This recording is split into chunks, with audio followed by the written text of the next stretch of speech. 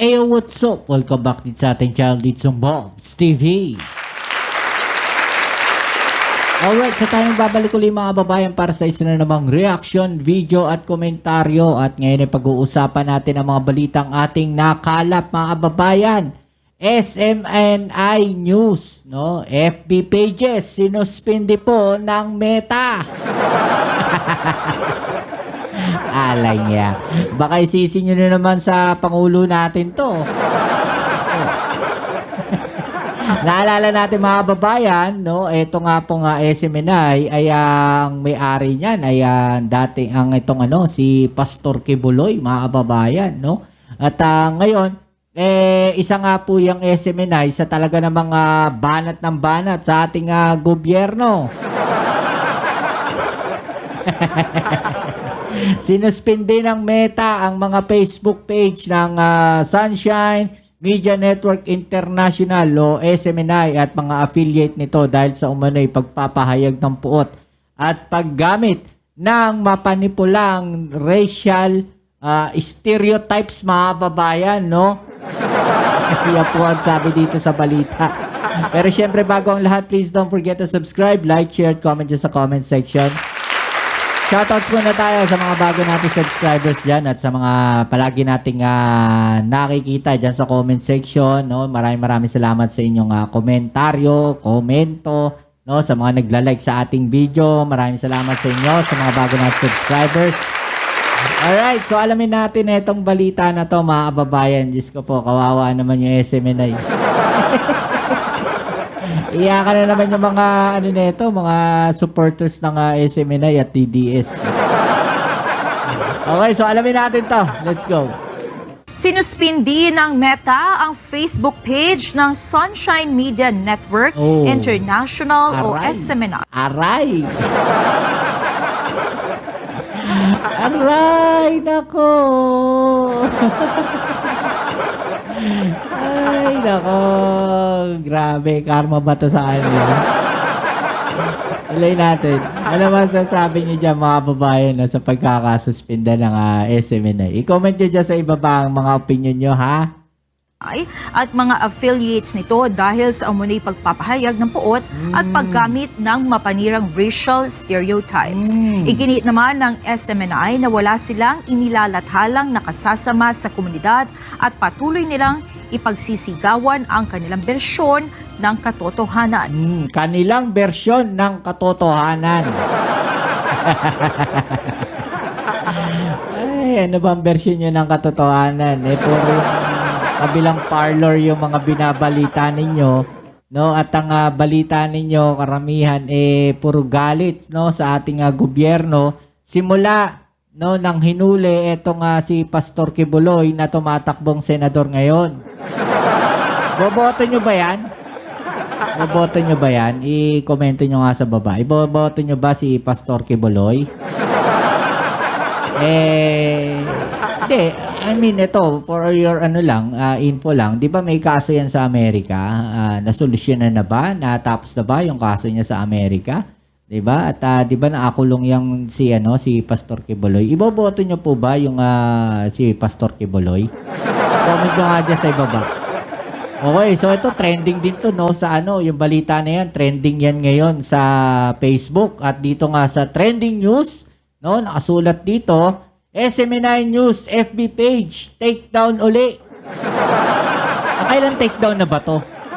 Yung SMNI na to, no? Muling sinuspindi ng Meta ang mga social media accounts ng SMNI News at mga kaugnay nitong pages. Kabilang ang DZAR 1026 at SMNI. Uy, pati radio station nila. Ano to? Facebook page lang ba to? Or pati sa YouTube, no? At SMNI Integrated News nitong araw ng March 19, 2025. 12:01 a.m. Mga kababayan, kasalukuyan tulog. Natutulog ka, no? Pagising mo, take down na yung page mo. Na. Para ka na-hack. Dahil sa umano'y paglabag sa community standards, nilinaw naman ng SMNI News admin na hindi sila kailanman lumabag sa mga community guidelines ng Meta. We do not post anything harmful to the community. Talaga ba?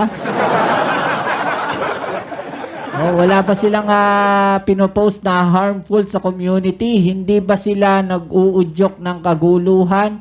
No, 'yun ang tanong natin. Wala ba silang ganong klaseng mga post? No, hatred, no, sa ating gobyerno, sa mga mamamayan. Yung baga parang nag-uudyok ka ng gulo, no? Wala ba silang ganong post? If this is the price for speaking the truth, then so be it. SMNI will always speak the truth.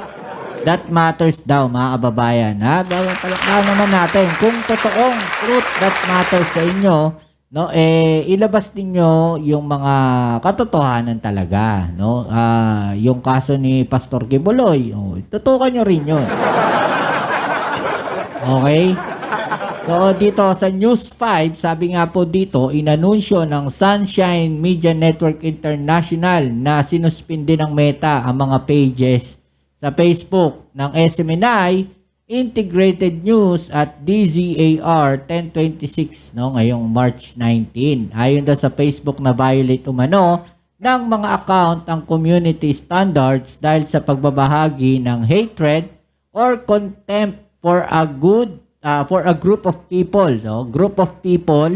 and using harmful racial stereotypes, no? Ang SMNI pag-aari na nakakulong na si Apollo Kibuloy, mga kababayan. Iyak sila. Ay, Diyos ko. SMNI news page has shut down because of this latest news. Ay, talaga?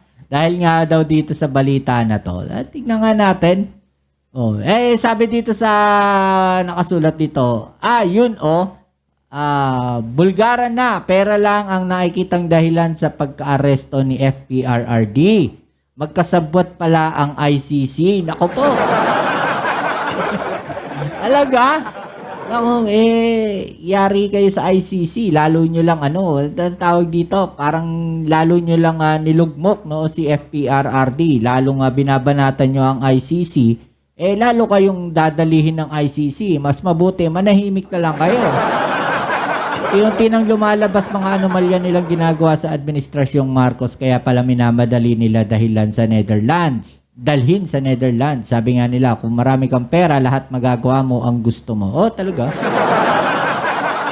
Well, totoo yun. Pag marami kang pera, no, ICC faces slim down budget sanctions threat. Okay? So, ito daw di umano, no, yung sabi na dahilan bakit daw na take down nitong SMNI News. Pero, sabi nga ni Meta, parang ang layo naman no, ng connection ni Meta tsaka sa ICC, mga kababayan.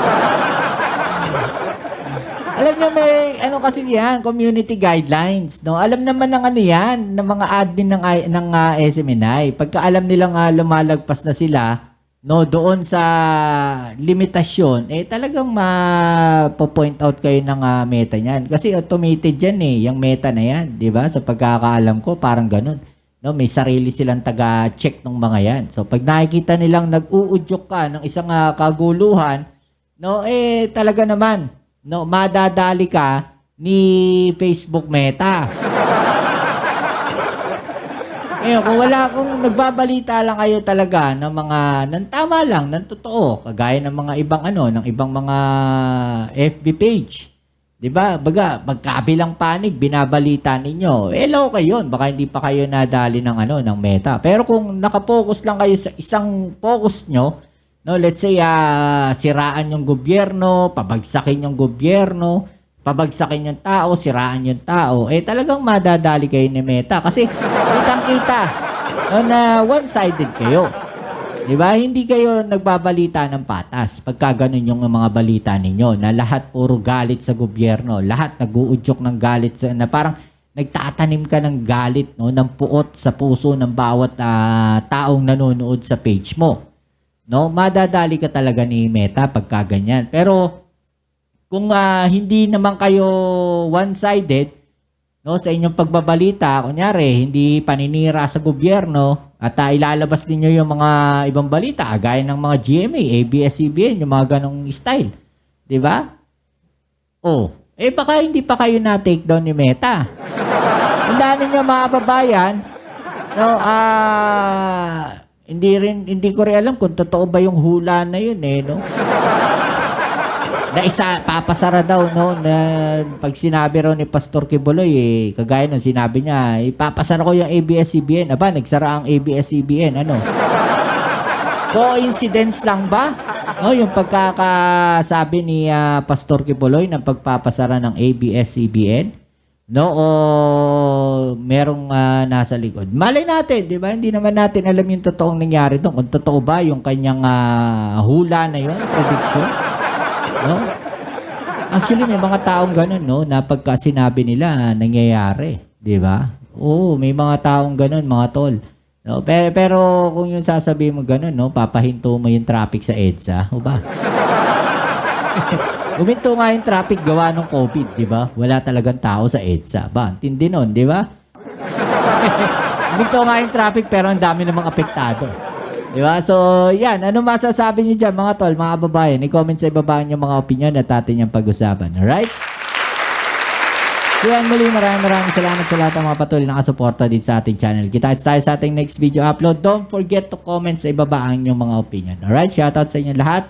Peace. I'm out.